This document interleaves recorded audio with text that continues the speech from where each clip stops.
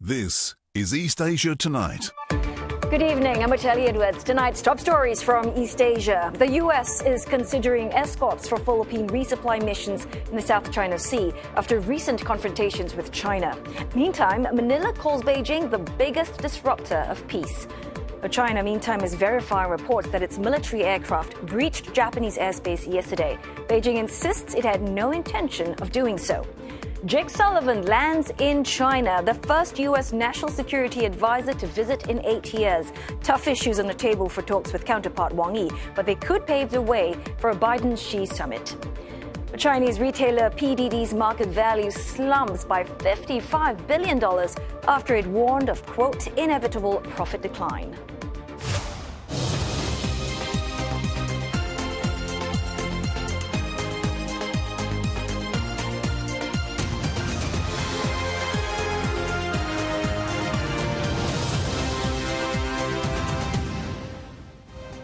Ahead on East Asia tonight, the China-Pakistan economic corridor under threat. Pakistani Prime Minister Shahbaz Sharif accuses separatist militants of targeting planned projects worth tens of billions of dollars. We look at the concerns of the local business community. And Taiwanese President William Lai marks his first 100 days in power amid scrutiny over his pro-independence stance.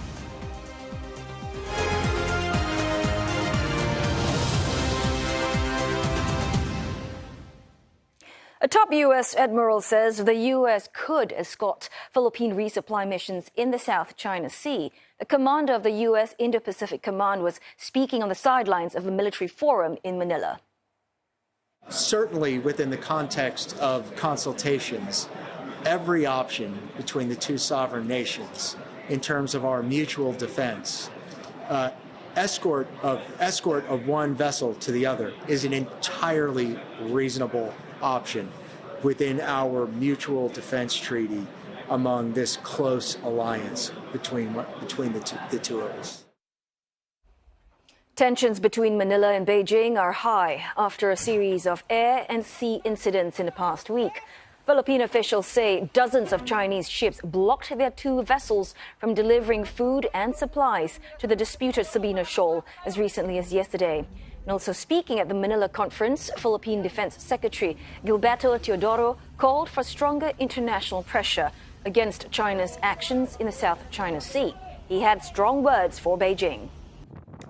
In this region, China, although without saying it, and I'll say it for you, is the biggest disruptor of international peace in the ASEAN region. And in response, China's foreign ministry says that the Philippines is stirring up trouble and undermining peace in the region.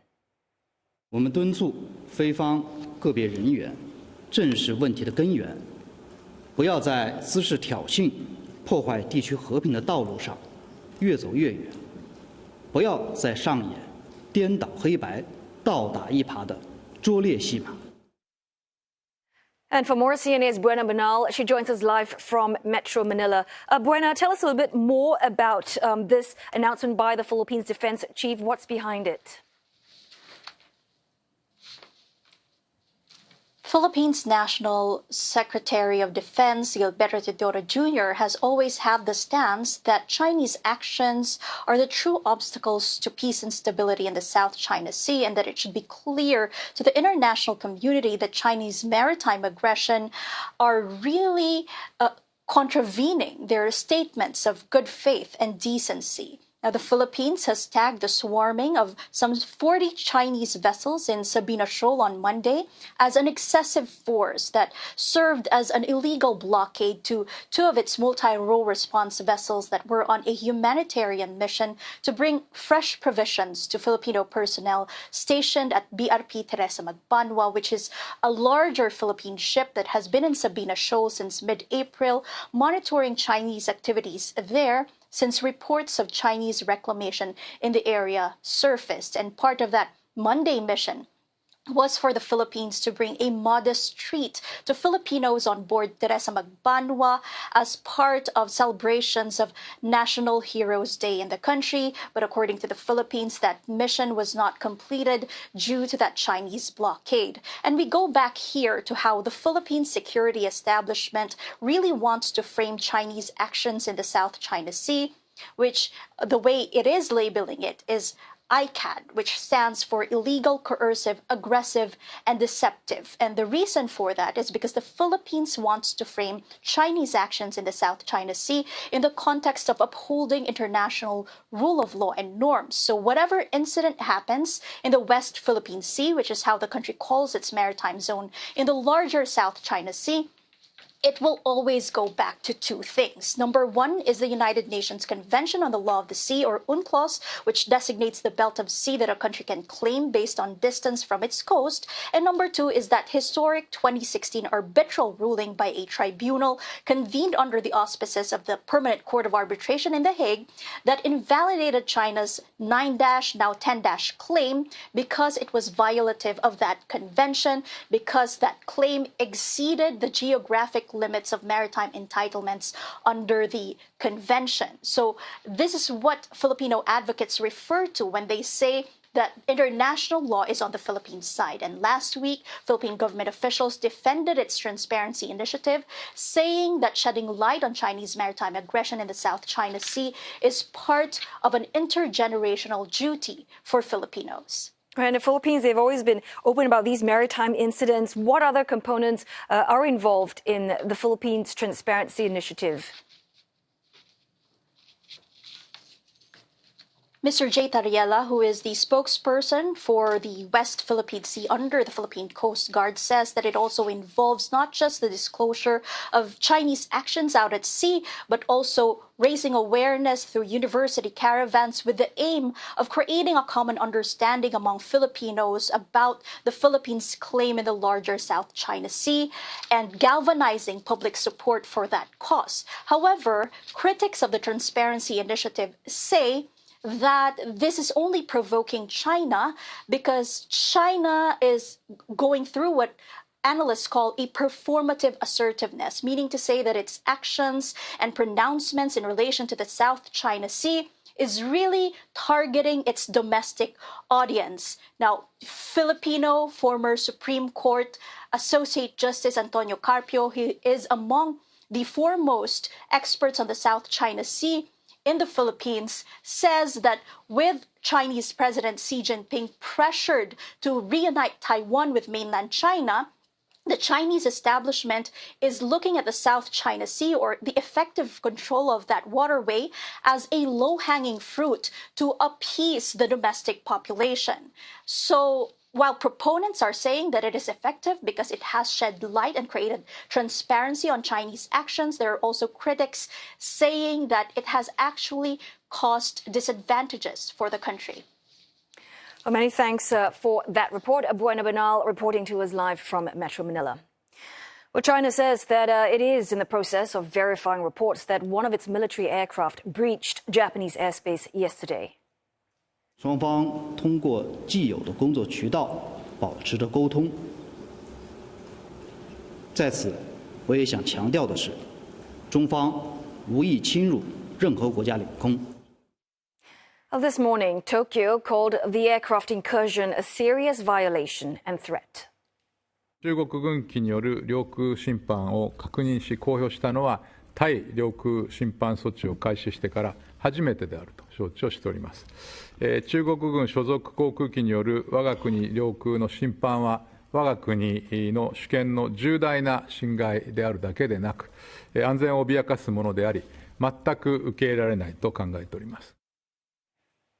Tokyo says it continues to monitor Beijing's increasing activities around the uninhabited Danjo Islands. The area itself is not disputed territory between the two countries.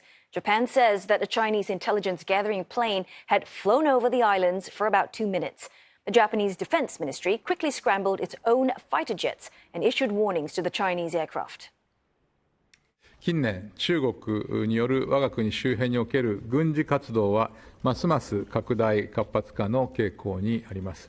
政府としては、中国の軍事動向に対し、引き続き強い関心を持って注視するとともに、警戒監視及び対領空侵犯措置に万全を期してまいりたいと考えております。Well, the Japanese airspace incursion likely to come up in ongoing talks between U.S. National Security Advisor Jake Sullivan and the Chinese Foreign Minister Wang Yi. Mr. Sullivan arrived in Beijing today, and the two stressed that their nation's commitment to managing their relationship responsibly. In remarks ahead of a meeting, Mr. Wang Yi noted the importance U.S.-China ties on the world stage and added that he wanted relations to move towards the San Francisco vision. And that's a framework that came about after talks between Presidents Joe Biden and Xi Jinping in the U.S. city back in November last year. Mr. Sullivan also referenced outcomes of that meeting in his comments. The American security advisor added that there will be discussions on topics where both parties are in agreement and where there are still differences. President Biden has been very clear in his conversations with President Xi that he is committed to managing this important relationship responsibly. And the outcomes of the Woodside Summit and the work we have done since then demonstrate that we are working to ensure that competition does not veer into conflict and that we find ways to work together where our interests align. And for more, Olivia Seong joins us live from Beijing. So, Olivia, let's just talk about the timing of Mr. Sullivan's visit. What is the significance?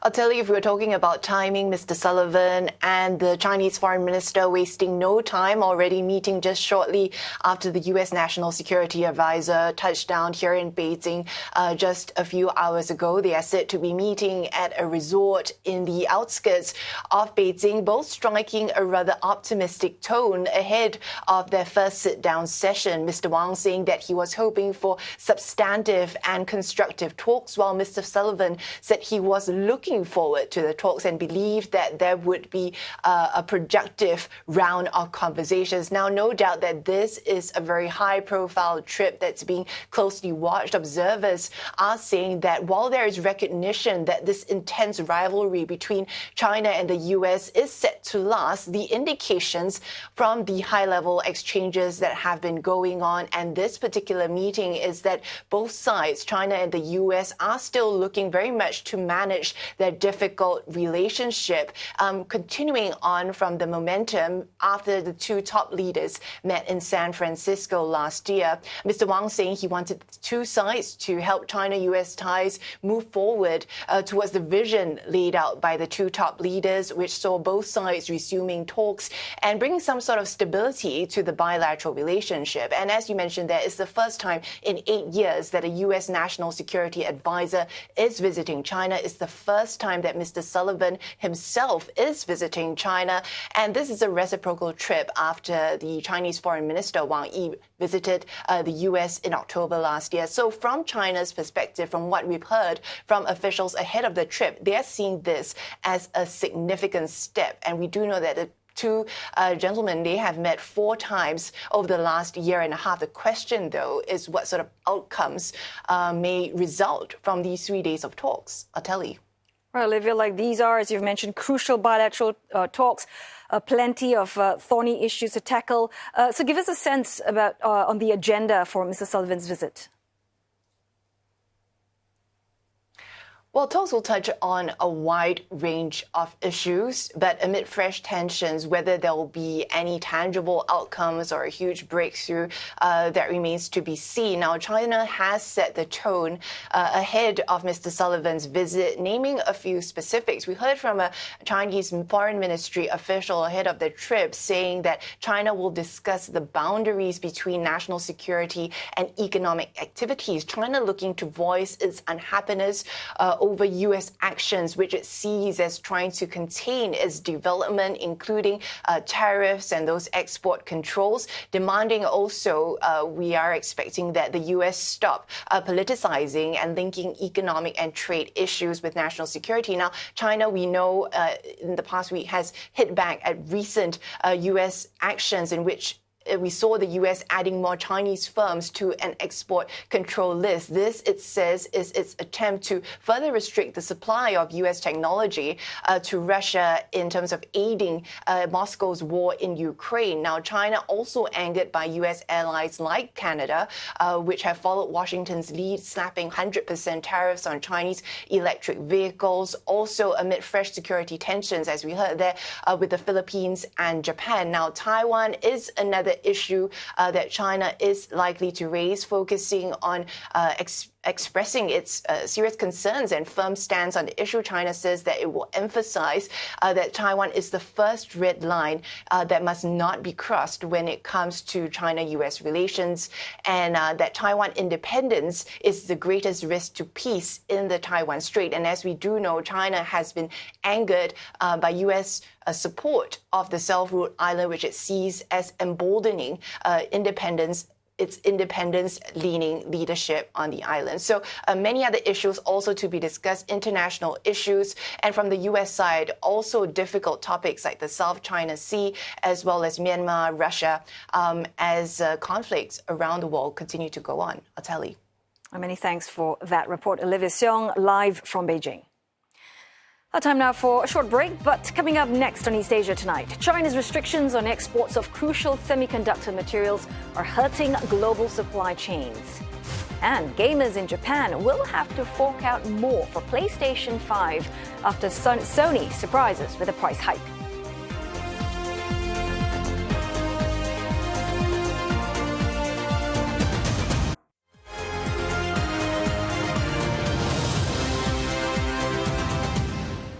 Good to have your company on East Asia Tonight this Tuesday evening. You are just in time for some business news with Roland Lim. And Roland, let's talk about China's export curbs. It's curbs on rare metals, rather. Is it really affecting global supply chains? Yes, indeed. Crucial in the making of semiconductors. Now, the restrictions have led prices to skyrocket and are stoking fears of shortfalls in chip production, especially in Western countries. Beijing imposed curbs on shipments of germanium and gallium back in July. The silvery metals are used in semiconductors, communications, and military equipment. They are also key materials in products like solar panels. Now, the export controls have led their prices in Europe to nearly double over the past year. China says it introduced the restrictions to safeguard national security and interests in response to US-led controls on sales of advanced chips and technologies. Now, China, remember, produces 98% of the global supply of gallium and 60% of germanium. Analysts say the export curbs demonstrate Beijing's willingness to target Western economic interests to retaliate against US-led pressure on Chinese companies and vital industries. Overall exports of gallium had reportedly fallen by about half since the controls were implemented. Several companies have reported shortages. Under the export curbs, each individual shipment needs approval that takes up to 80 days. And traders say that makes long-term supply contracts unviable. China's weak consumer spending hurting online retailer PDD Holdings. It warned of a, quote, inevitable decline in profit due to increasing competition and sluggish demand. The guidance led to a sell-off that nearly wiped out $55 billion from its market value. Pinduoduo reported record sales growth in the June quarter, with revenue rising 86% on-year to $13 billion, but it fell short of market estimates. Now, the e-commerce platform's net profit hit $4.5 billion, more than doubling from the year before. It also warned of stiff competition that may dent its sales growth. Now, its US-listed share slumped nearly 29%. That's the most since its IPO in 2018. PDD forecasts its global business may face uncertainties from an evolving external environment. Adding to the company's woes, PDD is facing backlash in China as hundreds of Temu merchants protest unfair penalties and long-withheld sales revenue. Temu is also facing regulatory scrutiny for its aggressive expansion overseas. Now, China has urged Canada to, quote, immediately correct its erroneous practice after Ottawa announced it would impose new tariffs on Chinese-made electric vehicles, or EVs, as well as on steel and aluminium. Our Chinese Commerce Ministry says the move will disrupt the stability of global industrial and supply chains. From October, EVs imported from China will be slapped with a 100% levy. A 25% tariff will also be imposed on steel and aluminium from China. The value of Chinese EVs shipped to Canada jumped 2,000% last year. Much of them were Tesla cars made from their Shanghai factory. But Chinese EV maker BYD is reportedly looking to enter the Canadian market as well. And that's pushing Ottawa to protect its domestic industries as it accuses Beijing of unfair economic practices. But actors like China have chosen to give themselves an unfair advantage in the global marketplace, compromising the security of our critical industries and displacing dedicated Canadian autos and metal workers. The Chinese embassy in Canada described the move as a typical protectionist and political dominant act and says it ignores WTO rules and is inconsistent with Canada's position as an advocate of global free trade and climate control change, I should say. Canada's move is in line with similar measures taken by the US and EU. Remember, the US is Canada's biggest trading partner, with China a distant second. Mr. Trudeau announced the tariffs after meeting US National Security Advisor Jake Sullivan. Greater China markets tracking their Asian peers lower. Shanghai Composite ending the day 0.24% lower. Shenzhen lower by more than 1% today. Bucking the trend, however, the Hang Seng Index in Hong Kong managing to eke out some gains thanks to financial and property counters.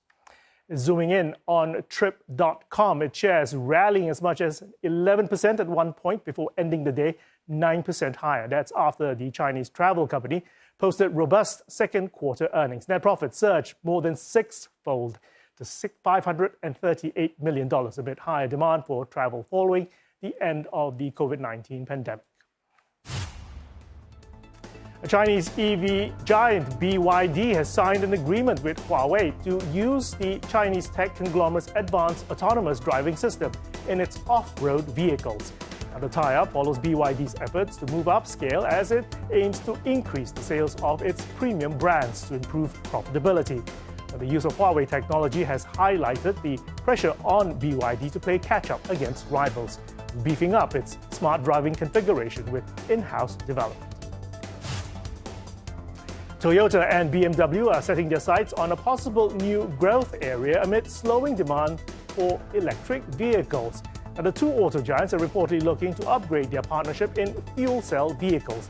They are set to sign a memorandum of understanding for the partnerships next week. And this will see Toyota supply BMW with more crucial parts for the vehicles. Now, fuel cell vehicles are also termed the ultimate eco-friendly vehicle, as they only emit water during power generation, not carbon dioxide. They also have the advantage of a shorter fill-up time as compared to EVs. A surprise price hike from Sony on its PlayStation 5 in Japan, almost 4 years into the console's life cycle. Now, buyers will have to pay nearly $550. That's a 19% increase. The firm attributes the rise to severe external climate as well as cost volatility. The hike follows a similar move by Microsoft, which upped the prices of its Xbox consoles in Japan as well by 12%. The higher PS5 price comes even as sales have slowed. Sony is also widely expected to refresh its offering with a more powerful mid-cycle revamp of the console in the coming months. Analysts see Sony's games division profit hitting a new high in the current fiscal year to March. The Tokyo-based firm's strong stable of first-party titles, as well as a prospective price hike on PlayStation Network services, could help lift profitability. More market action. Stocks in the rest of East Asia looking mixed. The Nikkei 225 rising nearly 0.5%, helped by a weaker yen. The Kospi and the Taiwan weighted index are also lower. The lowest is, of course, the Kospi, down by 0.32%.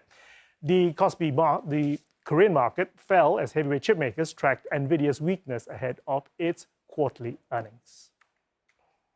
And you're up to date with the business news. Well, thanks as always, Roland, for your business update.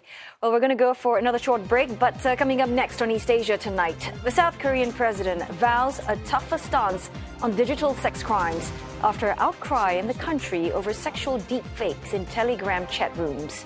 Plus, the Pakistani Prime Minister says separatist attacks in Balochistan province were meant to disrupt the country's economic projects with China.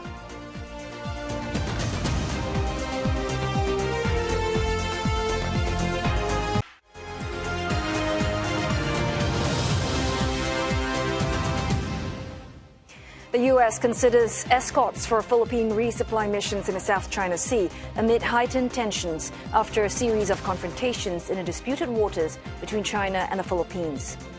China says it has no intention of breaching the airspace of any nation after Japan slams what it calls the first confirmed incursion by a Chinese military aircraft as utterly unacceptable.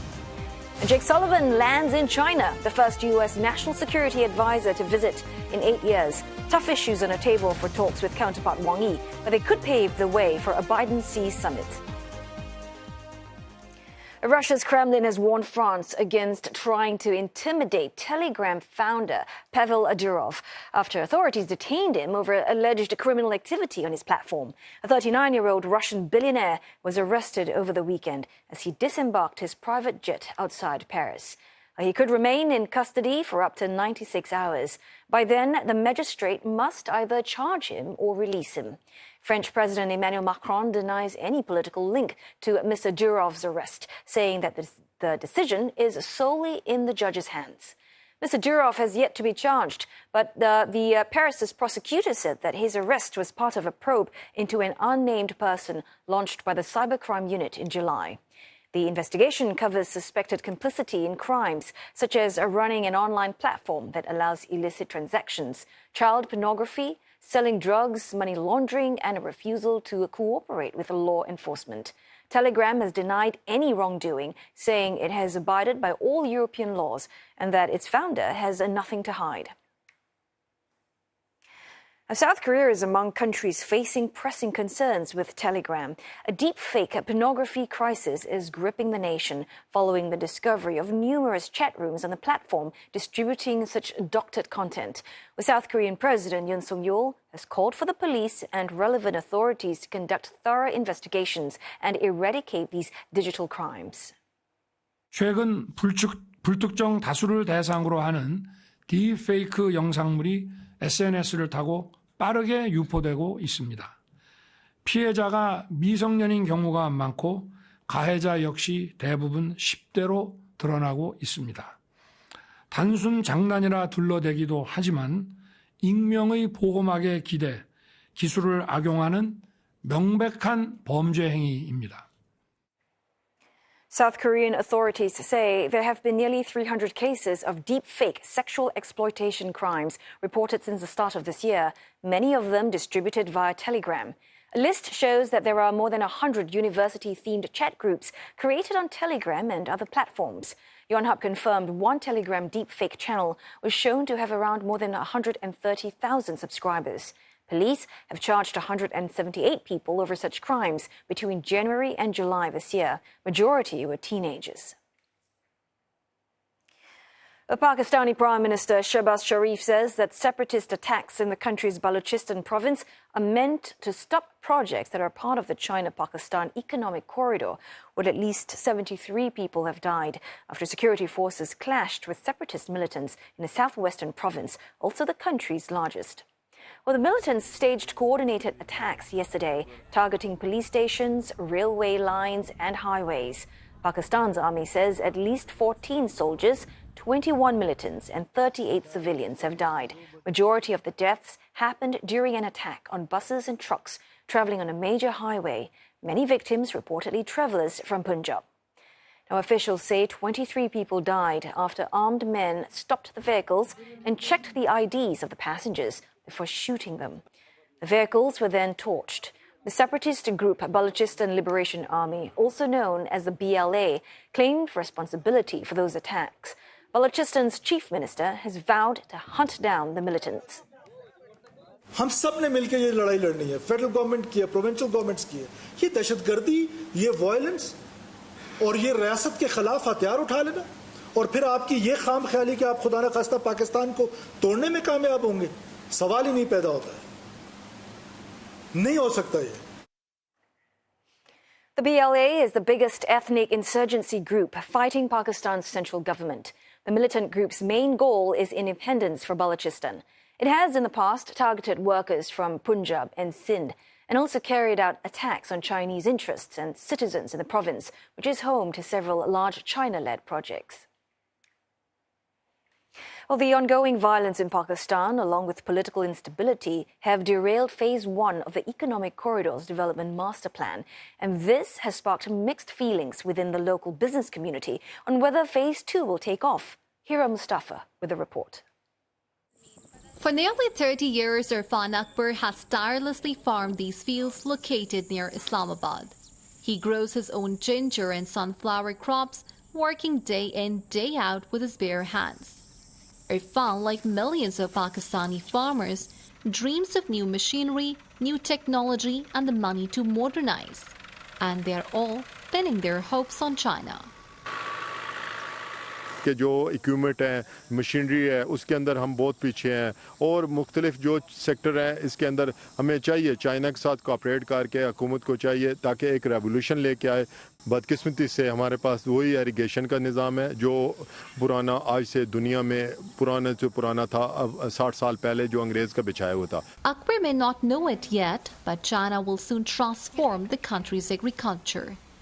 Special economic zones for agriculture are being set up, with China providing equipment, funding and help in R&D in new varieties of cash crops. China से मिलके वो बना रहे हैं यहाँ पे PRC में और उसमें ये सारी जो हाईटेक सिर्फ रिसर्च उसमें होएगी ताकि हम एक तो उसमें भी ट्रेन करेंगे लोगों को और एक मैक्सिमम हमारी प्रोडक्ट डेवलपमेंट उसी तरह से होगी। So the idea is to create exportable surplus where Pakistan can start earning more foreign exchange, and agriculture presents a very good opportunity. China's efforts to upgrade Pakistan's outdated farming methods is part of a much bigger investment master plan. The multi-phase, multi-billion-dollar China-Pakistan Economic Corridor. The first phase saw the development of power plants, highways and a port in Gwadar in southern Balochistan province. But terrorism, political instability and economic troubles have derailed these projects, making it hard for Pakistan to service its debt to China of roughly $27 billion and compounding its problems. Both the economic and macroeconomic and financial as well as the political instability are facts of life in Pakistan. But as they say, never waste a crisis. So the investors who take a longer term view of the situation, they will come and invest in Pakistan. Still, there are visible signs that Beijing is running out of patience, pressuring Pakistan to do more to protect Chinese nationals and interests. So when Prime Minister Shehbaz Sharif led a delegation of some 100 business leaders to Beijing in June, his goal was to reassure President Xi Jinping he was on top of security matters and to appeal for more Chinese investments. Both sides concluded the trip with a raft of MOUs and enthusiastic commitments to deepen cooperation in areas such as agriculture, IT and industry. But within the business community in Islamabad, skepticism runs high that Phase 2 will deliver on its promises given the stumbling progress of Phase 1 projects. Business leaders say what's needed is an unmistakable show of faith by Beijing. जब तक president of China Pakistan का दोबारा visit नहीं करेंगे तब तक जिस तरीके से CPEC 2 को आगे चलना चाहिए वो उस तरह से नहीं चल सकेगा और लोगों में कॉन्फिडेंस नहीं आएगा. Many also say Chinese loans need to be more forgiving to allow for development projects to catch up. हम अगर चाइना से कोई डेट लें तो एटलीस्ट उसकी जो रीपेमेंट है वो आफ्टर 25 इयर्स के लिए हमें कमिट होनी चाहिए क्योंकि हम ऑलरेडी जो गवर्नमेंट आती है वो 5 साल बाद के लिए रीपेमेंट कमिट कर लेती है और उससे जो हमारी इकॉनमी है और वो उसका डेफिसिट बढ़ता जाता है. These concerns aside, some local entrepreneurs are excited about what Phase 2 could mean for growth. In particular, the creation of export processing zones that will allow companies and their Chinese partners to locally manufacture the machinery and goods that are currently imported. Naim Siddiqui, who brings in Chinese computer hardware for local distribution, says this can save him thousands of dollars in expensive import taxes and fees and keep his business afloat. We can make a big cost difference if the product is made in Pakistan. We can save the transportation cost. We can save a lot of manufacturing cost because as compared to China, we are quite cheap in labor, In the longer term, Siddiqui believes Pakistan, by becoming a production base for China, can also grow into a tech hub. We can depend on China for this, and we see that in future also they will bring in more technology here in Pakistan. In Pakistan, we are already using all the Chinese equipment, whichever the company, whether it is HP, whether it is Dell, whether it is Samsung, whatever you see, they are being manufactured in China under license, Amid soaring inflation and political gridlock, Pakistan stands at a crossroads. The government here understands the need to attract Chinese investment on the one hand, while tackling the fundamental issues that worry Beijing the most. Its ability to walk that tightrope will determine its future. Hira Mustafa, CNA, Islamabad. Here's what's coming up next on East Asia Tonight. Australia reveals plans to limit international student enrollments next year in a bid to curb surging migration figures. Plus, Japan braces for a powerful typhoon that's threatening to bring heavy downpours and cause traffic disruptions.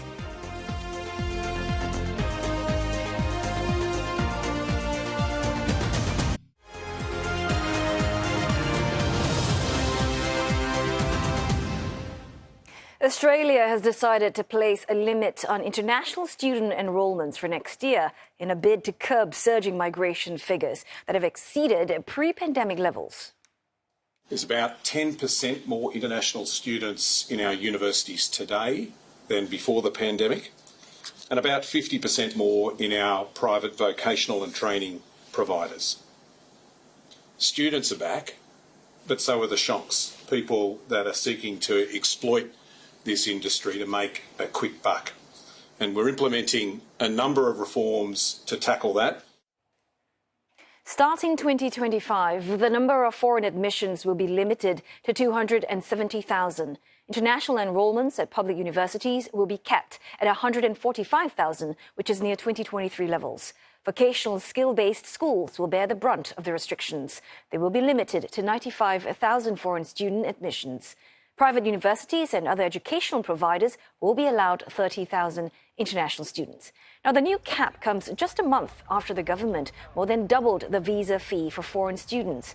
The crackdown on migration comes amid rising concerns that large influxes of foreign students and workers are putting excess pressure on Australia's surging rent and housing prices.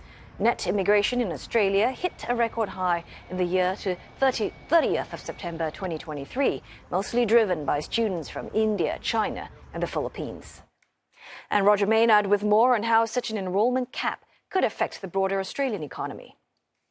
Peak bodies for the sector have previously expressed serious concerns about the proposed limits, describing them as ministerial overreach and even an existential threat to some education providers. The chair of Universities Australia, David Lloyd, said after today's announcement that it would apply a handbrake to one of the country's biggest industries, while the chief executive of the Group of 8 universities, Vicky Thompson, criticised the lack of consultation over the cuts. International student fees help drive Australia's economy and support universities, she said, making up a shortfall in government funding for research, teaching and campus infrastructure. At the moment, the international education sector is worth the equivalent of about $23 billion to the economy. The cut in numbers will shut some campuses, leading to a freeze on hiring and driving business models into the red. At least that's the fear. On the other hand, the government argues that it will help regional universities universities who will pick up more students who are deprived of a place at one of the top universities such as Sydney or Melbourne. The government hopes it'll make the system fairer while cracking down on so-called shonky colleges who are more interested in collecting student fees than offering a quality course. But at the end of the day, it could undermine one of Australia's biggest exports. The proposed cap of 270,000 represents a drop of about 53,000 students compared with last year. So it's going to affect a lot of plans by young Asians particularly who are thinking of heading this way. Today marks 100 days since Taiwan President William Lai took office. Since taking over, his term has been marred by strong backlash over his pro-independent stance. But it shows that rising approval ratings suggest that this has not quite affected his popularity among the people. CNA's Victoria Jen with this report. It's been anything but smooth sailing for President William Lai in his first 100 days in office. A controversial legislative reform bill was passed recently, which grants Parliament power to call upon the President to give regular reports and answer lawmakers' questions. Many see this as a move by the opposition to curtail the power of President Lai. The bill has not only sent tens of thousands of people to the streets to protest its legitimacy, but it has also sent Mr. Lai's popularity soaring. A recent poll by Taiwanese Public Opinion Foundation shows an approval rating of nearly 47%. That's higher than the 40% vote Mr. Lai managed to garner to win the presidency back in January this year. 蓝白之间为了国会扩权的过度的冲撞，而让民众的厌烦，这是民众所不乐见的。就是说，民众愿意看到朝小野大去监督执政党，但是这样子的粗暴的监督方式，反而给了民众同情或者是支持赖清德的一个契机。Across the strait, President Lai has to deal with the persistent military threat from China. 中华民国 与中华人民共和国互不隶属，每一个人都要团结爱护国家。 His inaugural speech has angered Beijing, which branded him as a separatist for insinuating the two sides are separate states. China has since stepped up military incursions around the island, further escalating tensions across the strait. But various surveys show that more than half of the Taiwanese actually support Mr. Lai's provocative remark. Analysts say that is largely due to the fact that the majority of Taiwanese are not ready to accept a reunification with China at this moment in time. 相对过去小英可能比较模糊，那他的态度是更为坚定而且明确，而且可能三不五时就会拿出来这个宣誓就是中华民国与中华人民共和国互不隶属这样的说法。某种行动我觉得会更获得可能40或45岁以下选民的支持。 But will his growing popularity give him the mandate to take an even tougher stand against China? So far, Taiwan has increased its military spending to a record of $20 billion next year to beef up its defense capability. But analysts say Mr. Lai's new two-states remark has already underscored his bottom line as far as cross-strait relations are concerned. Any further actions to stand up to Beijing lies on the development of China-U.S. relations. 到目前为止看起来，美国是不希望在中美之间制造更多的麻烦啊，所以我们最近看到的讯息，大部分是美国在踩刹车，在踩赖清德的刹车啊，所以在这种前提之下，即便赖清德再增加10个百分点的支持率，我相信他也没有办法在两岸政策上面采取一个更具有挑战性、更具有积极攻击性的这种政策出现。我不太这样子认为。Still, cross-strait tensions are unlikely to ease anytime soon. President William Lai has said that he hopes to resume dialogues with Beijing under equal footing. But as long as he refused to accept the One China principle, analysts said that Beijing is unlikely to engage in talks or resume official exchanges with the island. Victoria Jen, CNA, Taipei. Japan is bracing for the arrival of powerful Typhoon Shanshan, with officials warning of destructive winds, torrential rain, and transport disruptions. While the storm, packing gusts of more than 210 kilometers per hour, is churning westerly towards the southern Amami archipelago and is expected to veer towards the main southern island of Kyushu in the coming days. Japan's Met Agency have urged residents to evacuate from areas at risk, as it warned of high waves hitting the southern Amami region. It also cautioned of the potential of heavy rain and landslides in the central Shizuoka area as the storm closes in on the main islands. Heavy rain earlier prompted the suspension of bullet trains between central cities of Hamamatsu and Toyohashi. Services have since resumed. Other parts of the high-speed network and local trains are also affected. Japan Airlines said that it will cancel almost 120 domestic flights today and tomorrow, as well as 6 international flights. Our time now for some headlines from media outlets in East Asia.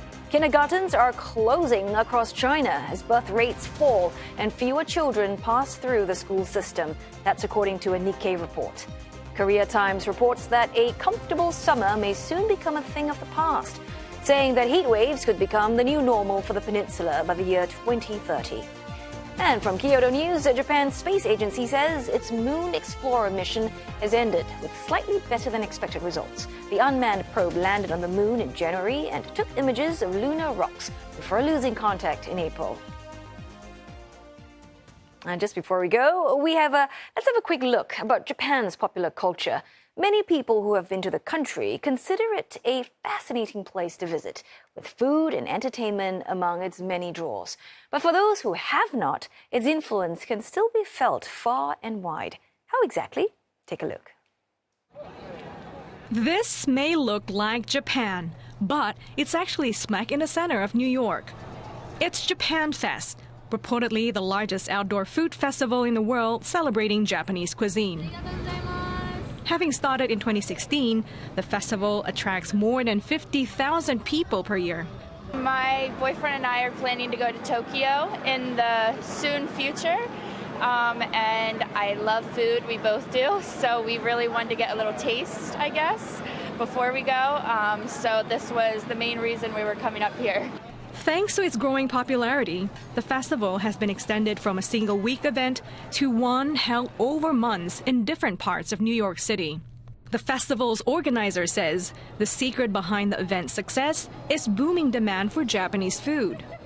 ジャパンフェスの人気の秘訣はもちろん日本食本当にクオリティ日本の美味しい食を厳選して集めてるというのもありますしあとはやっぱりそうですね日本ってこう日本のタウンみたいなコリアンタウンチャイナタウンみたいなのがないんですけどそういったこう人が集まれる回数をたくさんすることによって本当に集まれる場所コミュニティみたいなとこにこう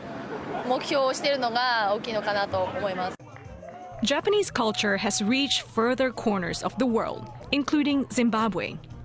Here, 100 of otaku, a Japanese word referring to avid fans of animation, comics, and video games, have gathered to boast costumes of their favorite characters. Most make their own, like this 28-year-old who has spent a month creating a samurai outfit of cardboard, recyclables, and paper. His hard work has paid off as he took home this year's Best Costume Award. I've been coming to these events, and I think this is my first time winning. I'm usually second runner, so I wasn't sure. I don't do it to win, because I just love the whole cosplaying and stuff. And I love costumes. It's not merely to win, it's for fun. And on the African continent, Japanese anime culture has found a loyal following in Zimbabwe. Though the community is small, making it difficult for local cosplayers to be selected for international competitions, this hasn't been stopping young Zimbabweans from expressing their creativity. People actually sewing the jeans together, sewing the tops, and we have that particular segment so that we can help our cosplayers and push them so that they can compete internationally, because that's our dream. We want to see Zimbabwean cosplayers going to compete in South Africa, because we've seen whoever wins the South African cosplay competition gets to go to Chicago for CEC2, which is a big convention. So these are all the opportunities that lie in there, and that's the biggest reason why the DIY one exists. And that's all we've got for you this Tuesday's edition of East Asia Tonight. Hope you enjoyed the bulletin. Don't forget your headlines anytime at cna.asia. Thanks for watching.